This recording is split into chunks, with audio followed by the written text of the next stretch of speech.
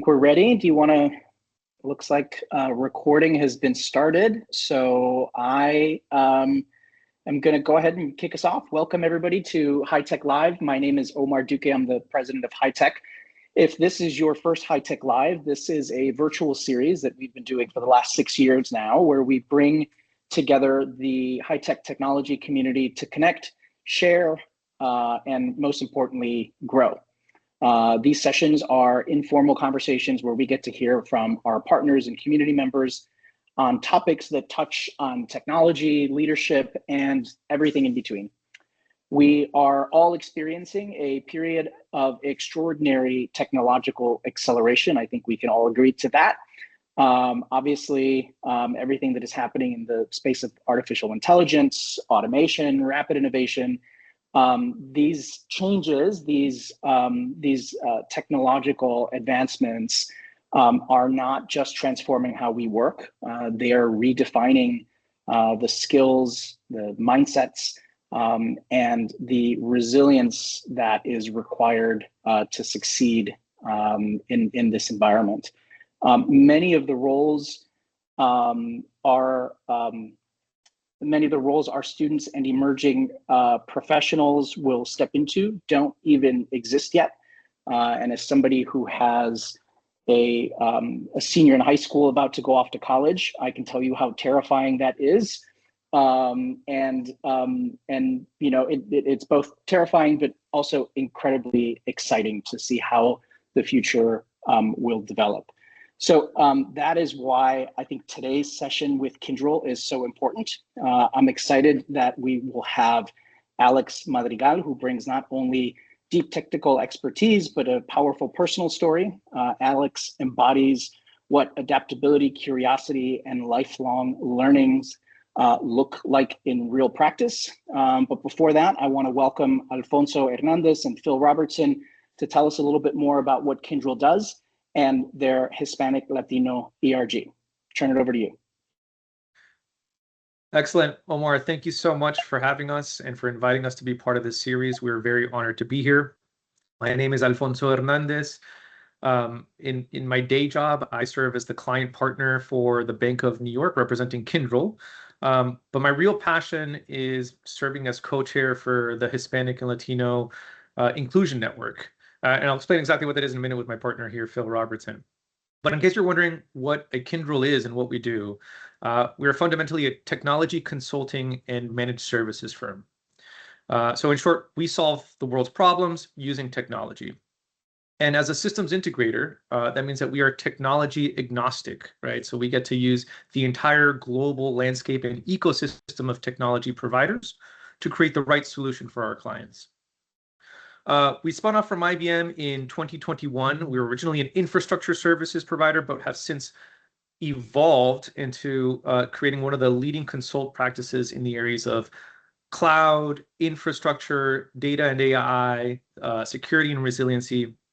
And in short, we manage the world's most mission-critical workloads, supporting some of the most important organizations that there are out there. So just wanted to level set, share kind of who we are, and thank you for the time that you've provided to Kyndryl. And with that, I'd like to welcome my co-chair, Phil Robertson, to talk a little bit more about what the Inclusion Network is. Awesome. Thanks, Alfonso. Good afternoon, everyone. My name is Phil Robertson. As Alfonso mentioned, I'm co-chair with him of the Hispanic Latino Network here at Kyndryl. Great partnership we have going on. Done a lot of great things and looking forward to more. And this partnership here is with HITEC.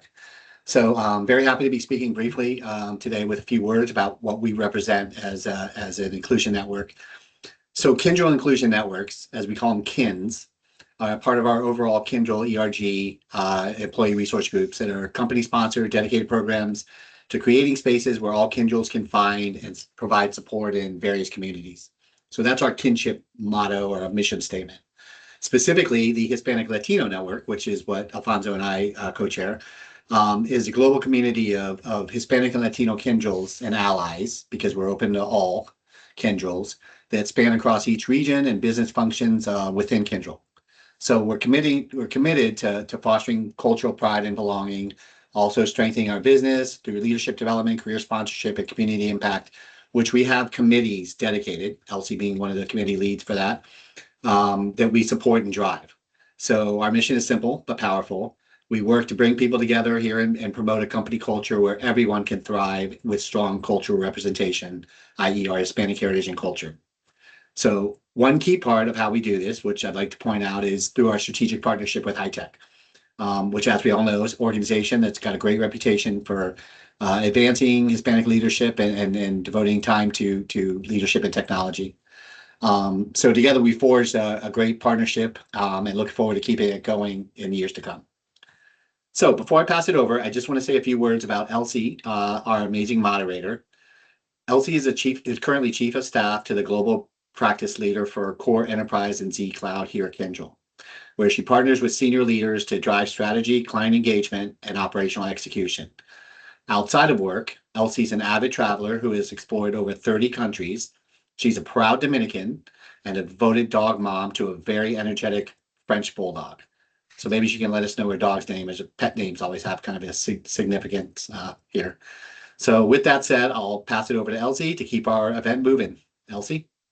Thank you, Phil. And by energetic, I mean bad, really. My name is Lily.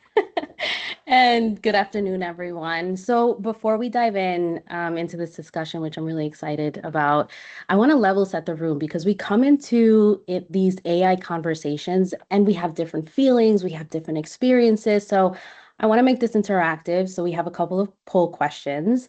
And this first one, and Omar, you stole one of my words, is around mindset. And I think you'll hear more about that later.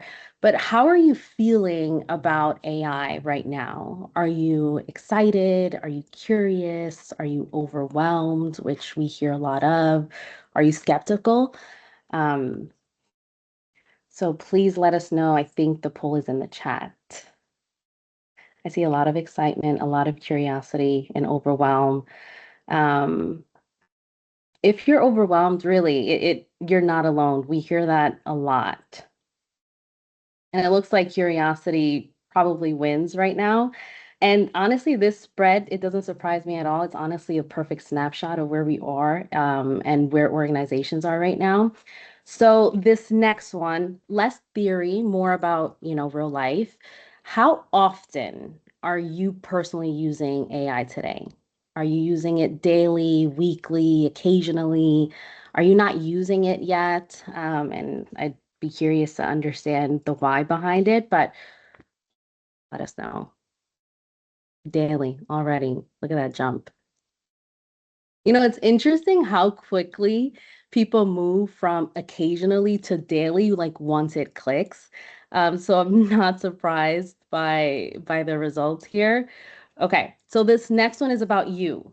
So where do you see AI having the biggest impact on your career? So, maybe it's how you're doing your job day to day, or the skills that you need to learn next, or how you're influencing or leading others. And maybe you're still figuring that out. I feel like now that I'm reading this, we needed like an all of the above option in here.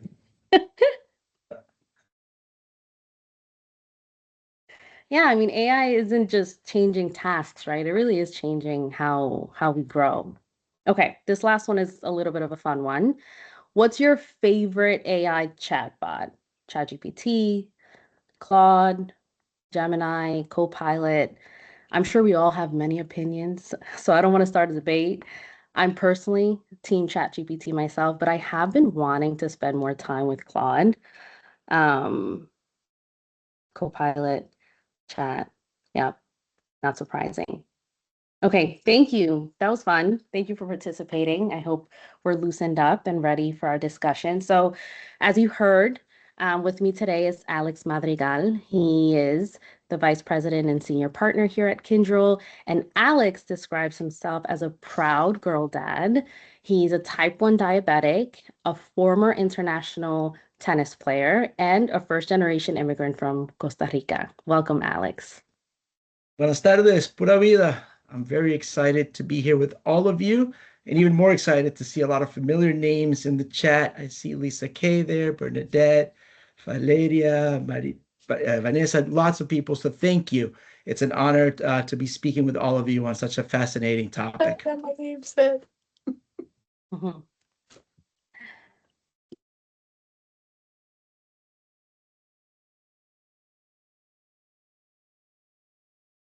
Did we get muted? No, No? we're Okay, good. sorry. I thought I heard some background noise. So today I wanted just to start off with a little bit of a story, and just to kind of level set. I knew AI had massive power across like every aspect of life when one day I walked into my basement and the walls have been painted black. Walls and ceilings have been painted black. Mind you, they were white before. And I go upstairs and I ask my wife, what happened? And she very nonchalantly said to me, I asked ChatGPT to make the basement look more modern and cool. And I asked for what colors I should paint it. And boom, we now have a black basement. Thanks to ChatGPT, because I do think it actually does look better. But in all seriousness, today, what I'm hoping to do is just have an honest conversation with you, not a sales pitch or a technology lecture, just a conversation around disruption, opportunity, humanity, and about us, all of us. Because this AI revolution is not happening to us, it's happening with us. And I believe that for the Latino and Hispanic community in particular, that this moment is one of the greatest unlocking of potential in generations. I think that we're not at a crossroads between technology and humanity, but that in fact, we're at the beginning of an era where the two become completely inseparable. I think, and I would venture to say, that the era isn't coming.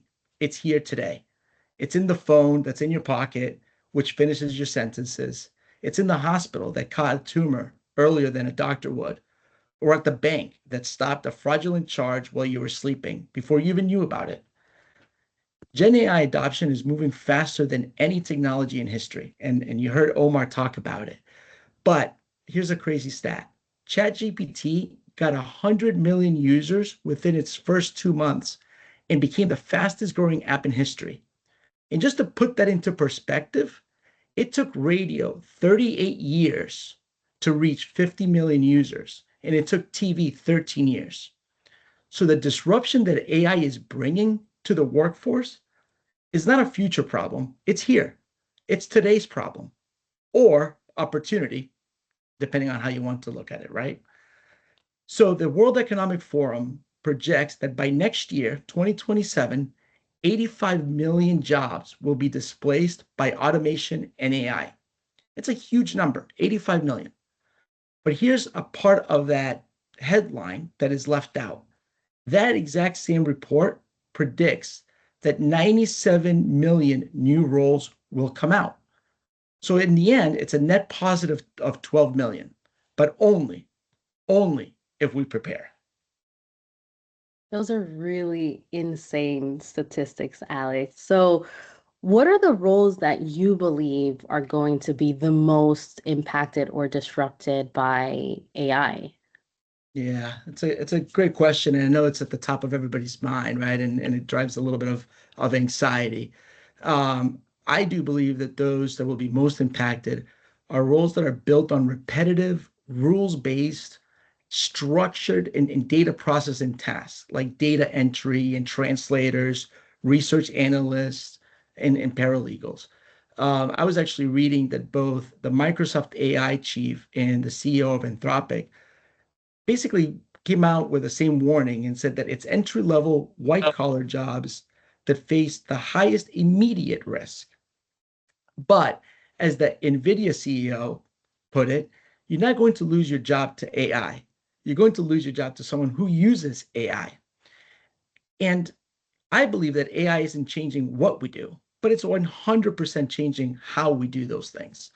On average, and I saw the poll, I think most people said they're using AI on a daily basis, which is great. But on average, there's a 40% productivity boost reported by employees who are using AI. And according to Harvard Business Review, employees using AI are completing tasks 25% faster. So what does that mean? If you're just an average AI user, you're you're saving about 9 hours a week. And if you're a super user, which by the way, I'm not there yet, you're saving about 20 hours a week. But all that said, right, and those are some kind of crazy stats, and I wanted to start with that to get the ideas going. I watched technology transform industries my entire career. I was at, life insurance, New York Life, and Xerox, and Oracle, and IBM, and Kyndryl. And when I was at Xerox, people said the document, that piece of paper, was going to disappear. There was going to be no more paper documents. At Oracle, people feared that open source would completely kill the enterprise software space. And at IBM, every couple of years, there was always this wave of, oh my God, this changes everything. And every single time, without failure, the people who didn't fear it, who embraced it, who leaned in and got curious, those were the people who adapted. And those people didn't survive, but in fact, they thrived through change. That's a great message. And I think what I hear you saying is that those who adapt, they thrive, and adapting means accepting the change. They're learning new skills and they're really stepping into the unknown.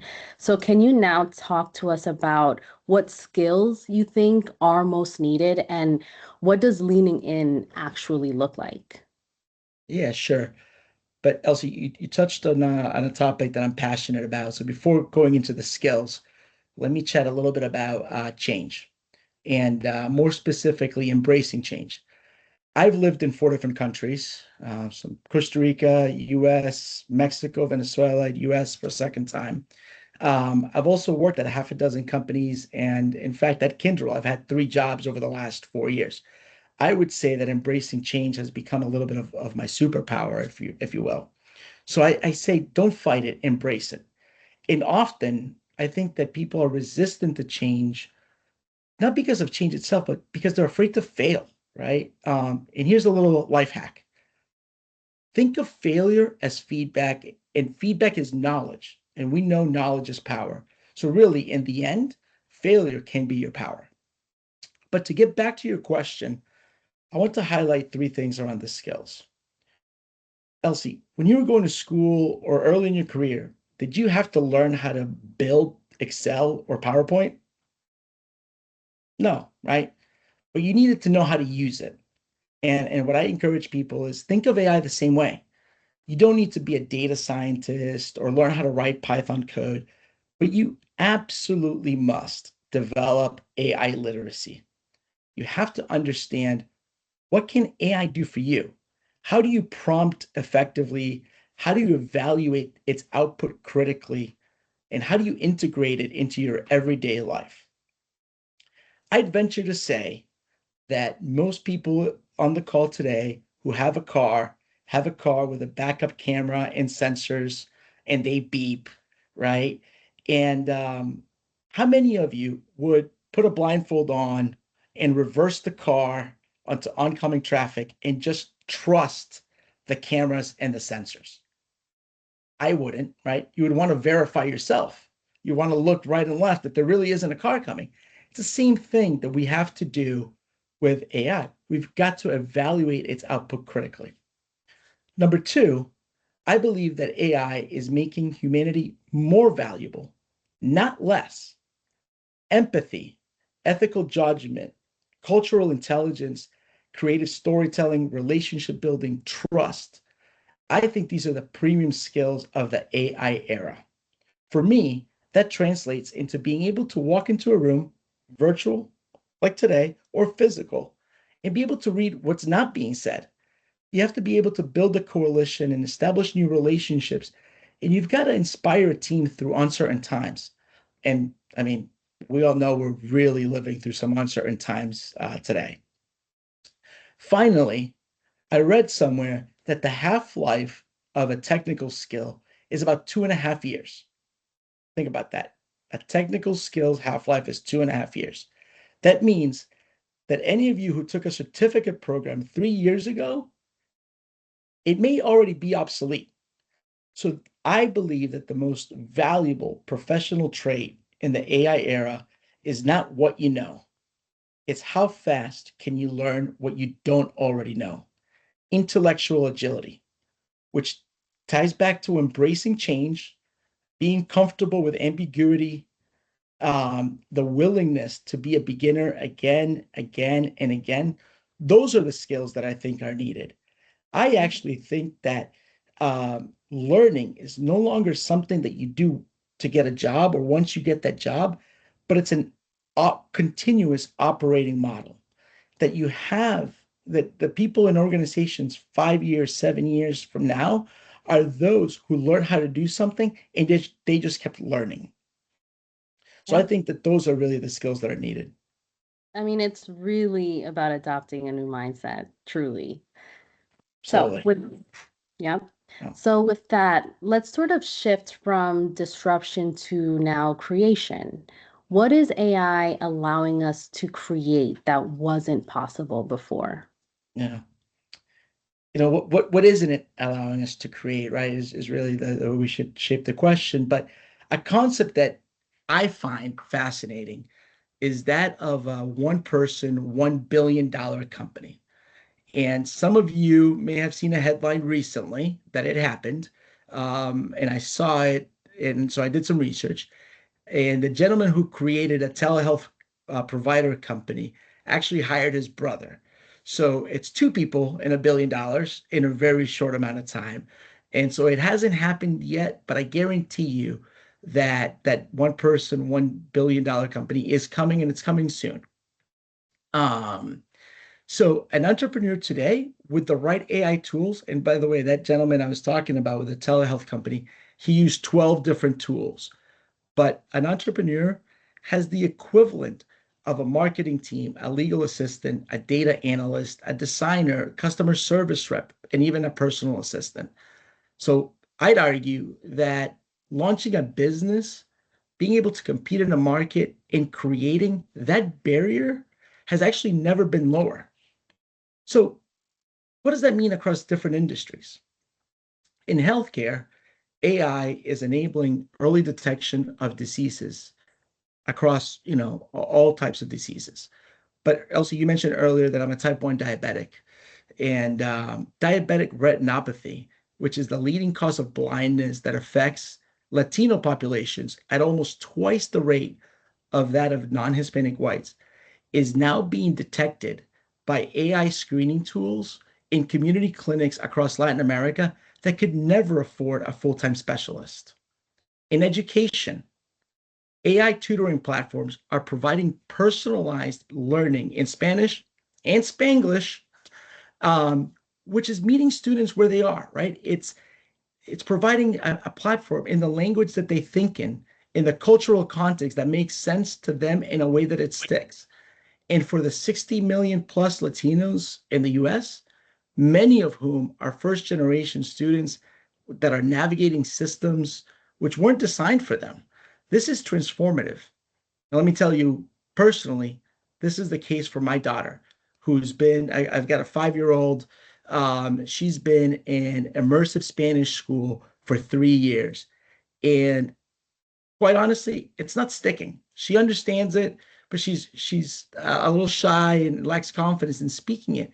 And we were able to create a 90-day educational program that we implemented, my wife and I implemented around the house to talk about things that you find frequently, right, in your refrigerator, foods and chairs and tables, and then there's part of it that goes outside to the lawn. And all of a sudden, being able to apply that curriculum that was created has worked. We see her being more comfortable and more confident. Lastly, in financial services, one of the most stubborn barriers to economic mobility for the Latino Hispanic community historically has been access to credit.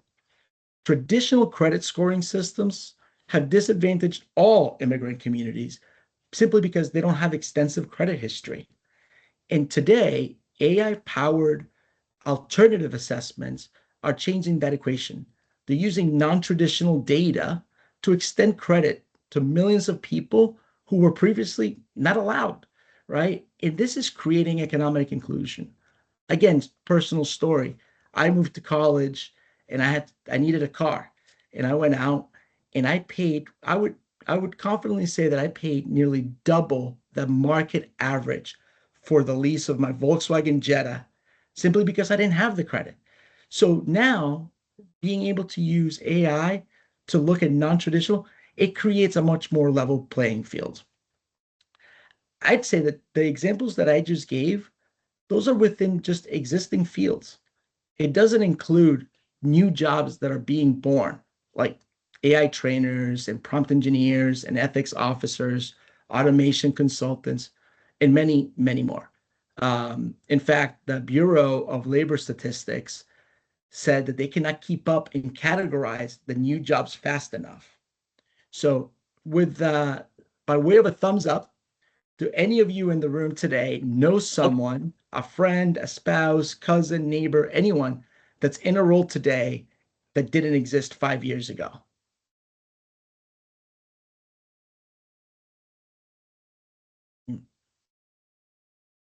See a few thumbs up going on. Omar, thank you. So Elsie, I'm going to flip the script a bit. I know I've been doing quite a bit of talking, have a sip of water here, but can you share with the audience, how is Kyndryl leveraging AI and perhaps some of the benefits that you're seeing? Sure, absolutely. I'd love to. So, at Kyndryl, the way that we leverage AI actually starts with applying it to ourselves. It's what we call customer zero. So before we ever take AI or generative AI to our clients, we use it in our own complex mission critical environments, the same ones that our customers and rely on every single day.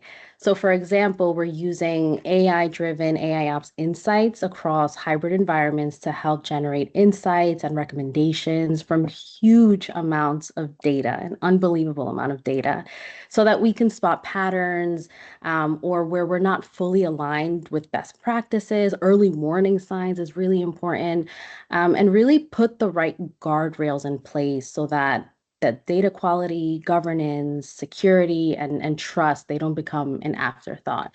And as agentic AI is really taking off, we're applying it in areas like mainframe operations and modernization, where new innovations are being built all the time to improve how work gets done across these complex systems. And I think the biggest lesson that we've learned is that, and you really said it, Alex, it doesn't create value on its own, right? It's really a theme that you'll continue to hear. The value comes when you combine AI with clean data, strong operational foundations, and people who know how to work alongside it. And that's exactly what we bring to our clients.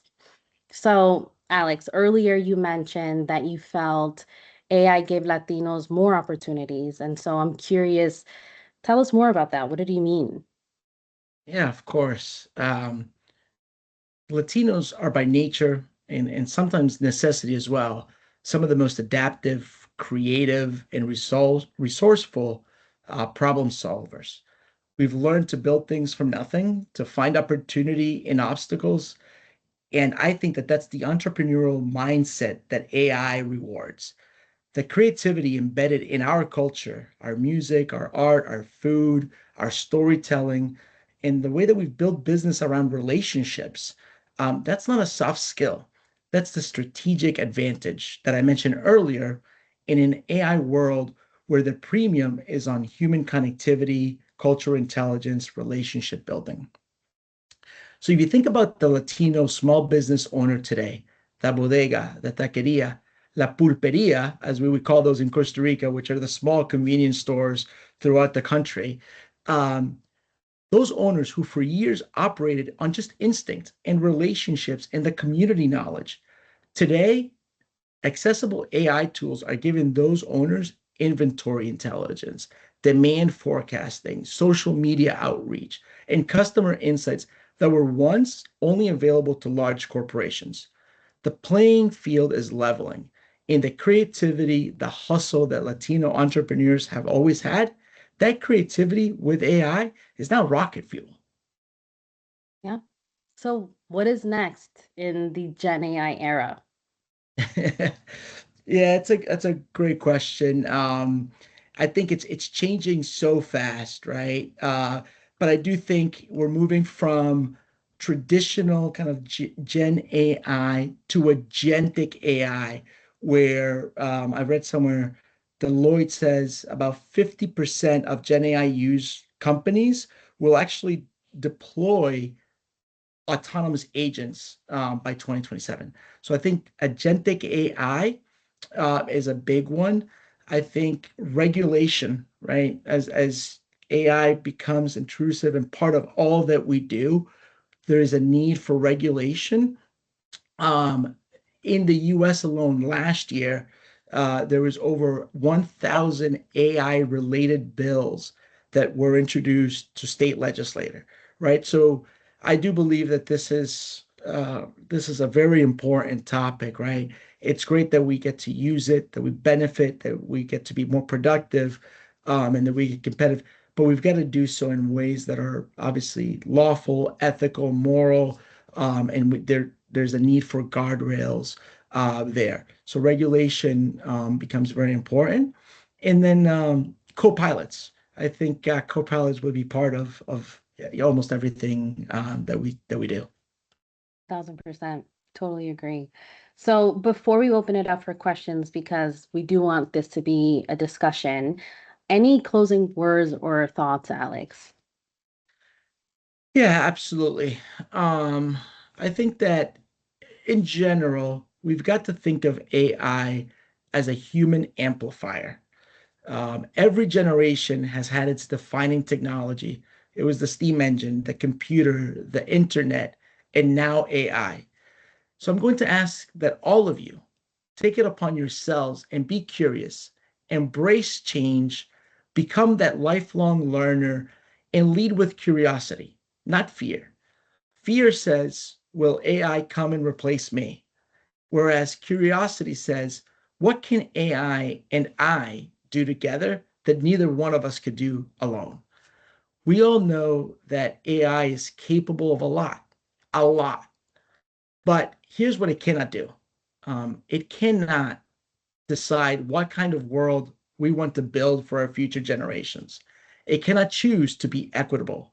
It cannot feel the weight of a family that's in their sacrifice, or the pride of a community that's making progress, or the responsibility that comes with privilege and platform. That's our job. That's the human aspect of it, right? Collectively, it's all of our jobs to do that. So while the algorithm is 100% artificial, the intelligence must remain human. That's awesome. Yeah, that's great. And thank you, Alex. So many great points, statistics, point of views. I love how you're able to really personalize this space that's like so, technology heavy. And it really proves that there are people behind this technology. So I wanted to open it up for questions. Feel free to go off your mic, engage. I don't know, Phil and Alfonso, if there are any questions already in the chat that you want to read off, comments. Yes, in fact. So a couple of questions came through just while we're opening it up, and I would maybe recommend if you have a question to maybe just raise your hand so we can maintain some consecutive order, right? But a couple of questions that were raised in the chat. First is just one that I saw that I just made me laugh, and it was, do they sell pulpos at a pulperia? Great question. I just said that. No, they sell just about everything else, though, right? Crackers, bread, some vegetables, sodas, water. These are typically kind of all-in-one convenience stores. They're all over the country, but they're quite popular in remote parts. Yeah, I think different cultures have different names for them, but that's one that I appreciate. Another maybe more serious and relevant question that came up is, have you seen any kind of like disengagement or loss of customers driven by the adoption of AI chatbots in particular? And we've all experienced the frustration of, landing at a chatbot and, them just not understanding a complex or sometimes a relatively simple question. So curious if you've seen any kind of, evolution of that. Yeah, I think the frustration comes more from the change, right? We were accustomed to things a certain way, getting a human to respond right away. And then the unfamiliarity becomes uncomfortable. However, most things and statistics that I've read and seen talk about faster times to resolution, understanding the customer better. They've got data, so when you go and you say, I want to return something, it automatically, creates a return label with your address on it. Or you go to order something, it knows your size automatically. So when you call in and say, hey, this didn't fit. Well, do you want this size? Or it may know your taste, right? And they're able to suggest things based on your previous purchases. They also are able to, if you're calling about a broken phone, right, or malfunction of your cable, they can see, is this something that's happening in other places? Is it just him? So I actually see, yes, it's difficult to get accustomed to. Yes, it's embracing that change, but in general, it's producing very good outcomes. Yeah. Excellent. One other question that I had, listening to you and kind of observing the space as well, is, how have you seen companies and governments deal with the huge spike in demand for things like energy and infrastructure that's driven by all of the processing power required through this adoption? That's a great question. And actually, my next door neighbor, he is in construction management. So he works for a private but large national construction company. To put into perspective, they do about $20 billion a year in revenue, building hospitals and malls and things like that.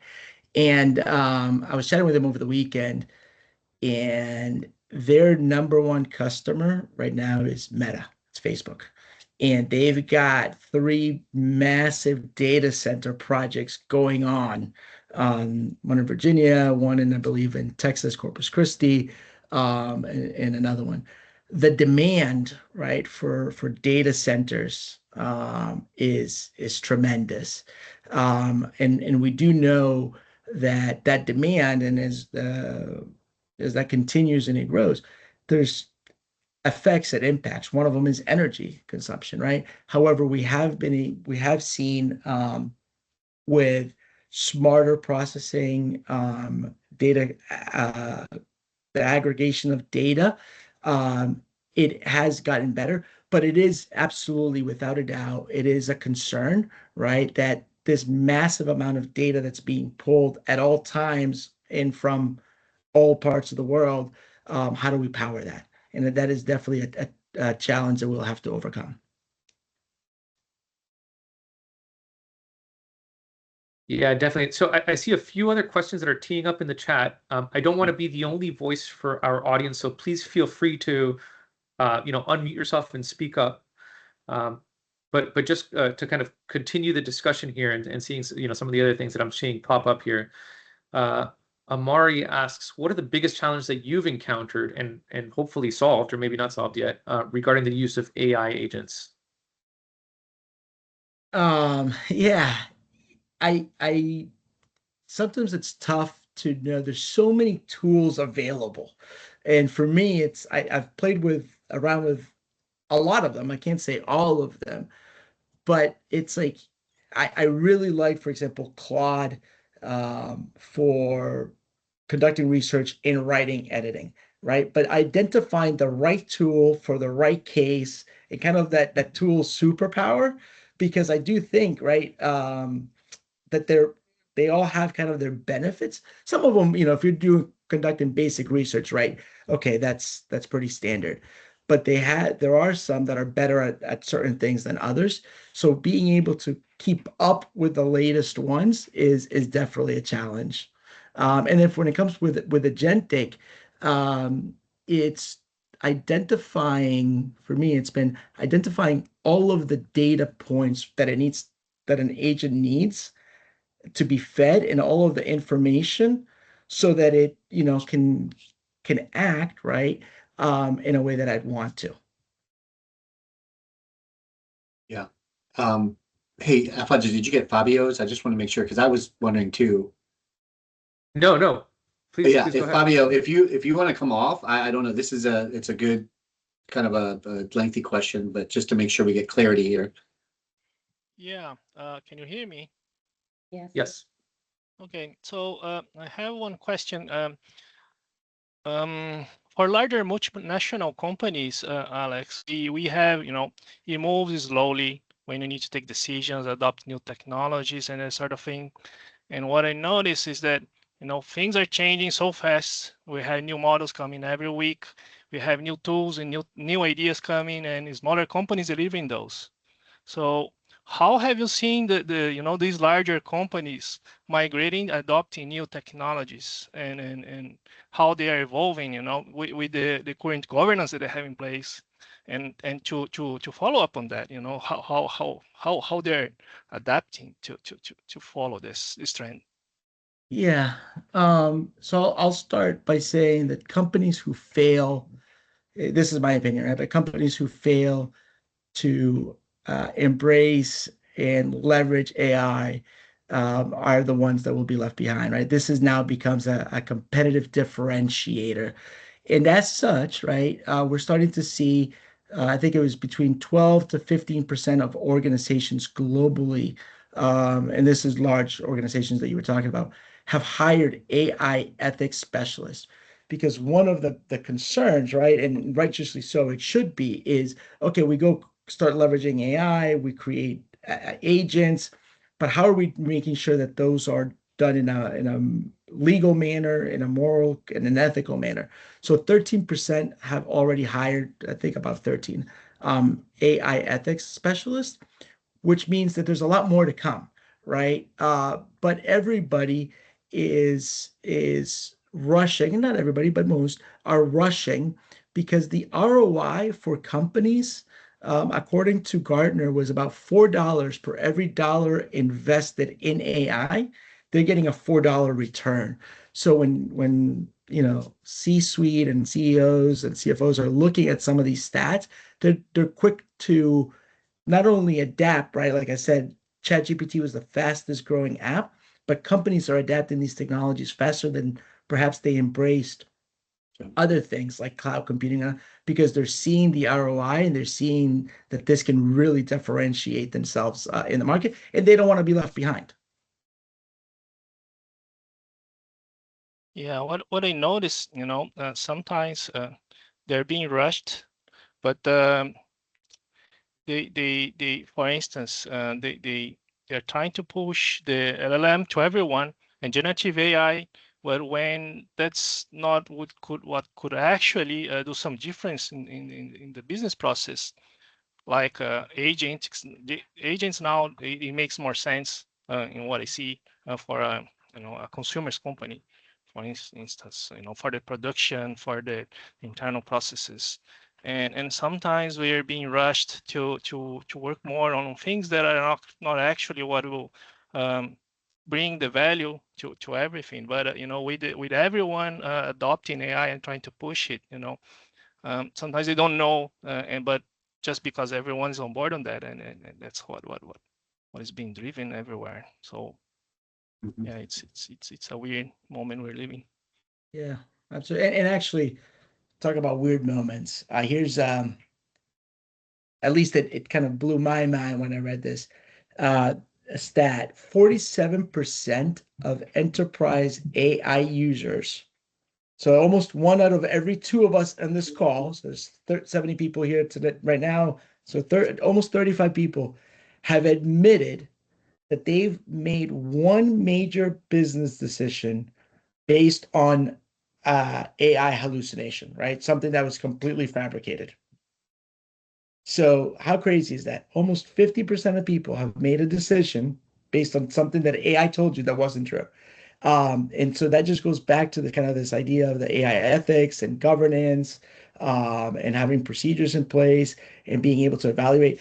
But it's a fast changing, very dynamic world that we're living in.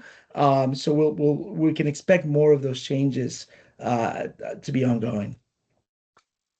Yeah. And actually, this is a good segue question, Alex. So I had a question that I was preparing, but it kind of ties in with what Jaime Valerio is saying. He says, with agentic AI potentially changing economics of traditional offshore models, how are organizations adapting in a positive way? More so specifically, how can Latino professionals and businesses position themselves to benefit from that shift?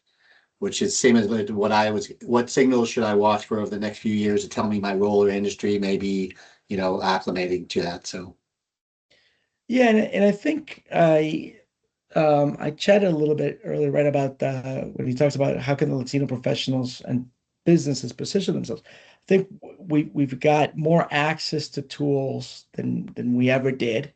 The opportunity, right, is driven really around the curiosity, ongoing learning, and my the last point on this is my aunt works for organization called CINDE, which is the Costa Rican Investment Board.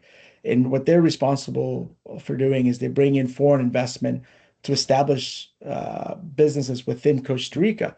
So this is, in Costa Rica, we've got a lot of technology parks. And they're often duty-free zones where they can operate, they give some tax breaks. And so because she brings all these foreign companies, her and I were chatting and she was telling me that even though there's technology companies operate in a lot of our Latin American countries, the adoption of some of these technologies that we're talking about within the countries is very slow still. So she brought in an AI startup who wanted to conduct a POC for the largest manufacturer distributor for all of Central America. And they were stopped, right? Because that mindset, that readiness, and it wasn't just, oh no, we can't do it, but then there were some technical barriers, right? So I think for the Latinos and the Latino businesses, preparing today, getting the data ready, willing to try new things, right? Is still an opportunity. And it's something that we'll have to overcome. interesting.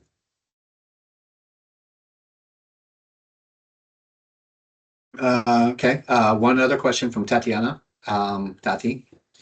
She's saying, as a mother in the technology industry, she's always kind of being kind of an ambassador, promoting technology careers to her son and friends.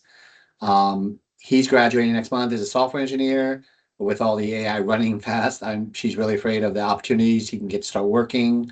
So you mentioned the majority of the entry level positions are being automated, which I've heard as well too. Again, that there was when we went to one of the conferences up in New York, I think KPMG came out with one of the stats that said something crazy, like maybe a third of the entry level positions. But so she's saying for a young boy coming out of the college university, how can they build that experience and open their career journey? Yeah.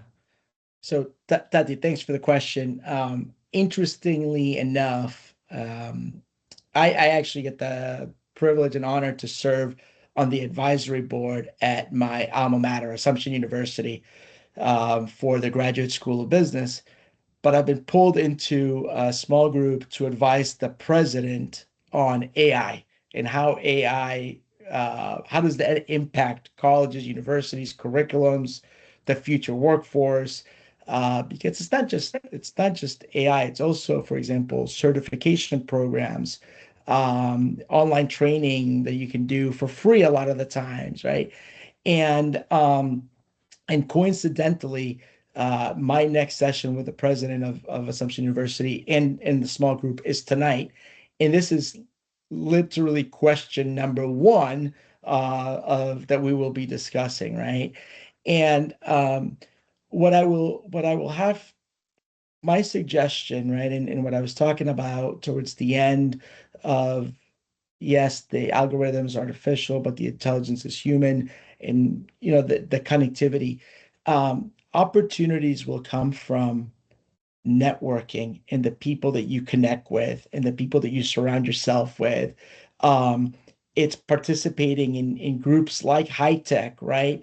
And expanding not just your knowledge on can you code? Are you a good engineer? Are you a good accountant? But also leveraging, the professors, the faculty at the university, leveraging you in your network as his mother, but also as his advisor, right? And a friend, and who can you go introduce him to? Because we will depend on that human connectivity to go unlock opportunities. Because yes, right? When resumes are being scanned by AI, it's harder, right? Without a doubt, it's harder unless you've got the six specific keywords that they're looking for. Your resume will get dismissed by an AI reader or interpreter. So I go back to this need for a human connection and the importance of networking. And really, I think it's actually one of the best things about HITEC as a community. Omar, I'll get a beer from you later. Yeah. Oh, I thought we did have a question. I think that might be all the questions in the chat. Yep, go ahead. I was going to say, I think I saw Julie raise her hand. Julie? Go ahead, Julie. Hi, I just wanted to state for the children learning computer science, look into different areas, and then what information do you have for the fraud that is happening in AI? That's what we are doing, is trying to build AI models to read medical records that are created fraudulently by AI here at our company. And we have a lot of people in the healthcare insurance industry pivoting because we're a little more behind the times when it comes to the computer science and the computer technology for medical records and those kinds of things. Yeah, so thank you, Julie, for that. I do, and every industry and every company has a different adoption pace, right? And that's natural. Without a doubt, anytime there's something new introduced, there's also a higher risk for bad actors and threats, right? And we see that more and more. So there are, right, undoubtedly bad uses of AI, or individuals and organizations who will take advantage of what AI offers. And hence, regulation and security and guardrails become more and more important.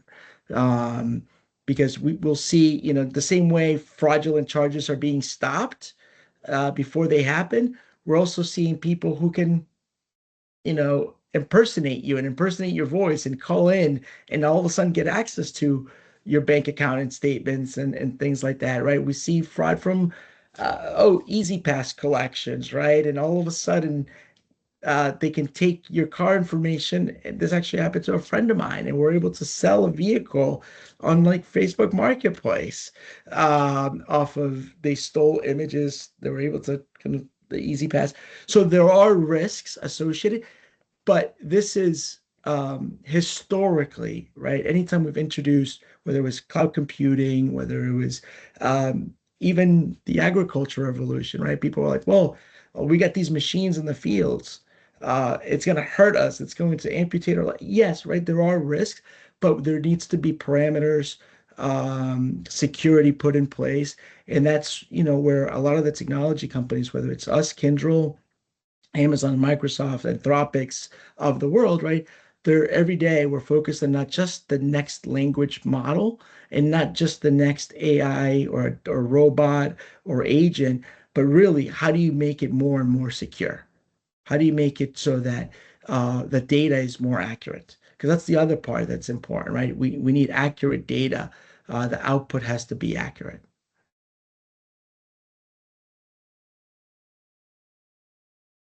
This has been a really, really great and engaging conversation. I don't know if we have any additional questions or if you all want to share some last thoughts before we close the session. Certainly, welcome to do that.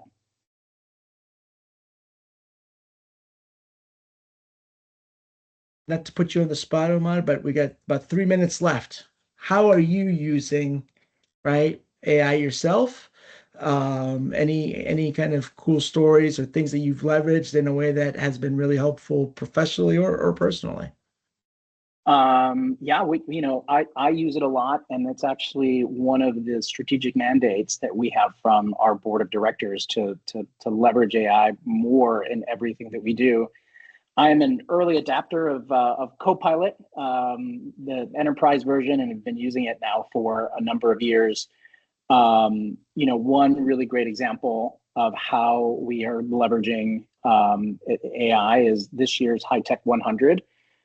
We created a couple of different agents. Number one to go out and actually identify people that we might want to include in the HITEC 100, and so it helped us source potential candidates. And then typically what we do is we review applications, and we have had historically human judges that judge these applications. We also built a judge agent that we trained on the historical grading data for the last several years from our human judges, and so we used an agent to help us review. Now, every application was still reviewed by a human, but it's been a great tool. One thing that I've sort of thought was really interesting is I have asked my Copilot now, after working with me for 2 years, to give me sort of feedback on how well I'm using the Copilot and how I work. And it was, I kid you not, probably the most thorough, what felt like a 360 review of me, how I work, how I interact with the team. And so I just found that really, really, really interesting. Yeah, absolutely. Well, thank you for sharing. Didn't mean to put you on the spot. No, all good. With that, thank you once again to the team from Kyndryl for this amazing conversation. I hope that of the folks who joined us today, that you found this session valuable. Before you go, we ask that you take a few minutes to complete our quick survey. The link is being added in the chat. Your feedback helps us to continue to improve these sessions and making sure that we are putting on events that are relevant, topics that are relevant, and that our community wants to hear and engage on. We will be hosting a regional event in New York City in 2 weeks. The event is hosted by SAP in New York, in their Hudson Yards location, and I'm looking forward to being there, connecting in person with the HITEC community. If you're interested in attending, we look forward to having you and seeing you there. So with that, I believe that we are right on time. Thank you again to everybody for being with us, and hope you have a great rest of your week. Gracias. Thank you. Thank you, Gracias. everyone. Bye, everyone. Ciao, ciao. Thanks again. Thank Thank you. you. Gracias. Bye-bye. Gracias. Bye bye.